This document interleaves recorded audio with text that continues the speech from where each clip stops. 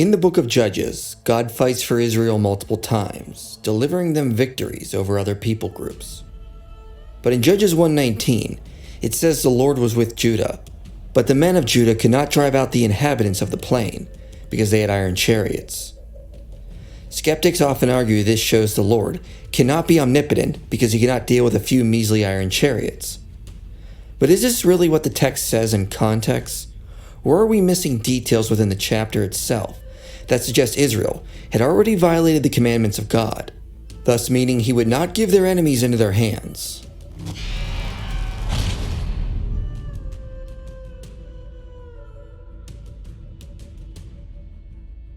Judges 1:19 is often cited by skeptics to argue the God of the Bible is not all-powerful.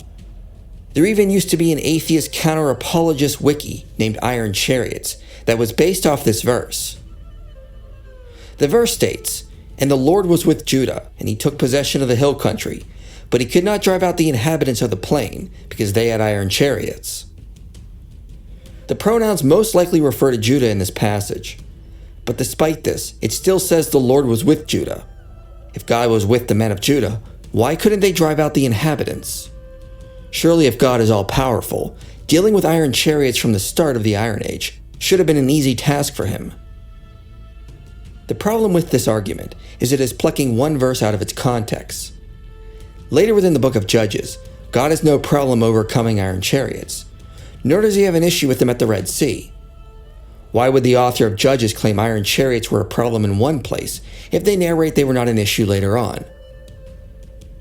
The main theme of the book of Judges is the downward moral spiral of the people of Israel. Throughout the book, the Israelites give in to sin and worship other gods, and so God abandons them to be conquered by other people groups. Then he raises up a judge to save them, and the vicious cycle continues. The authors of Judges begin narrating this downward spiral in the very first chapter. K. Lawson Younger Jr. says, "The narrator of Judges 1 has structured his account to emphasize this moral decline." The chapter begins with the death of Joshua, and then tells us the men of Judah went out to fight the Canaanites. They captured the king of Bezek, Adoni-Bezek, and tortured him by cutting off his thumbs and big toes. Adoni-Bezek laments that he received what he deserved because he performed the same torture on 70 kings. But Daniel Block notes, the fact that the men of Judah were willing to torture Adoni-Bezek in the same way he tortured others shows us they were already beginning to adopt Canaanite practices. The author hereby declares obliquely that the newly arrived Israelites, including the tribe of Judah, have quickly adopted a Canaanite ethic, apart from the issue of having spared a man who clearly came under the sentence of death with the rest of the people. Instead of looking to the Lord for ethical guidance, the Israelites used the Canaanites as models when deciding how to treat captives. After this, we read that Caleb makes a vow that whoever captures Deborah, he will give his daughter as a bride. Barry Webb notes it's reminiscent of the tragic vow Jephthah will make later in the book, but it also has a bad ending, albeit not nearly as tragic as what will happen with Jephthah. Othniel manages to capture the city, and then proceeds to marry his cousin. This seems to be a direct violation of Leviticus 18:6, which forbids the marrying of close relatives, thus showing disregard for the Torah of Moses. After this, we see a climax of disregard for the commands of God. People called the Kenites were allowed to settle with the Israelites, and along with some of the people of Judah, the text tells us, they went and settled with the people who were in the Negeb. Daniel Block says, "Instead of destroying the city and its population, they settled down among them, thereby sowing the seeds of Canaanization that sprout and flourish in the following chapters." In other words, they didn't drive out the inhabitants as God commanded, but lived among them.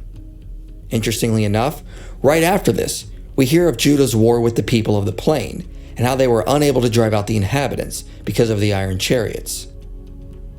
But if one had read the warnings in the Pentateuch, we should expect to see the people of Israel unable to drive out the inhabitants, because God said if they did not follow his commandments, he would allow the inhabitants to be a thorn in their side, and that the Lord will cause you to be defeated before your enemies. You shall go out one way against them and flee 7 ways before them, and you shall be a horror to all the kingdoms of the earth. God directly told Israel if they did not drive out the inhabitants, he would allow the Canaanites to remain and defeat Israel. Moreover, if we read in context, The authors of Judges tell us this as well. David M. Howard and Michael A. Grisanti say, regarding Judges 1:19, "We soon discover there is more here than meets the eye." A few verses later, the authors explain that the people's failure was really due to spiritual compromise and idolatry. Judges 1:19 must reflect the people's limited and warped perspective, not the author's own interpretation. The author is toying with the audience here. With tongue-in-cheek, as it were, he raises our curiosity by giving us a signal that something is wrong, expecting us to object. He prepares the way for the real explanation for Israel's partial success. In other words, the authors open Judges by narrating the moral degradation of the people of Judah, giving us hints that Judah is falling into sin, which then leads to the shocking reveal that Judah could not drive out the inhabitants. This clues us in that something is wrong. Then in the opening lines of chapter 2, the authors reveal the reasons why Judah was unsuccessful.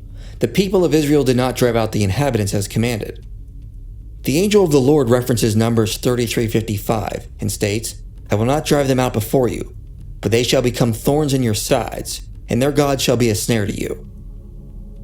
At the end of the chapter we read, "So the anger of the Lord was kindled against Israel, and he said, Because this people have transgressed my covenant that I commanded their fathers, and have not obeyed my voice, I will no longer drive out before them any of the nations that Joshua left when he died, in order to test Israel by them, whether they will take care to walk in the way of the Lord as their fathers did, or not." Thus, Judges 1:19 in context does not suggest God could not handle iron chariots. It is an expected result from disobedience, and foreshadowing of God's announcement that he would not drive out the people from the land. Even though he was with Judah, that doesn't necessarily mean he must bless them with victory. A common misunderstanding is the idea that God being with someone means everything will go their way, but this is never affirmed in the biblical texts. For example, Genesis 39 says the Lord was with Joseph, but Joseph was still stuck in prison. God being with someone doesn't mean they necessarily get everything they want. In Judges 2, God reaffirms he will not break his covenant with Israel, so he is still with them. But because of their disobedience, he would not drive out the inhabitants before them. God is with Judah, but enacts the curses for disobedience, which is explicitly affirmed later in chapter 2. So to hear that God is with someone, it means they have a covenant with him and he is honoring the stipulations of it. K. Lawson Younger Jr. also reminds us, Judges 1 is not written in chronological order, but with a geographical orientation, and that it covers the actions of one tribe before moving on to the next. Younger notes this type of arrangement is common in other annals from the ancient Near East. Judges 1, and in a sense Judges as a whole, is a highly stylized geographically arranged account. It arbitrarily begins with Judah and ends with Dan, maintaining a south-north orientation. Thus, while Judah is carrying out its own campaign, the other tribes are enacting theirs. But the authors of Judges 1 tell us the other tribes, like Judah, were not driving out the inhabitants as they were commanded. Verse 28 even tells us they put many of the Canaanites into forced labor, which also violated God's commandments about harshly treating non-Israelites. Thus we see widespread corruption in the land, where Israel allows the Canaanites to remain. We then see the climax in Judges 2, 1-5, where Israel did not remove the people, and they fall into worshiping false gods. Additionally, Lillian Ray Klein notes the next section is meant to parallel the opening section.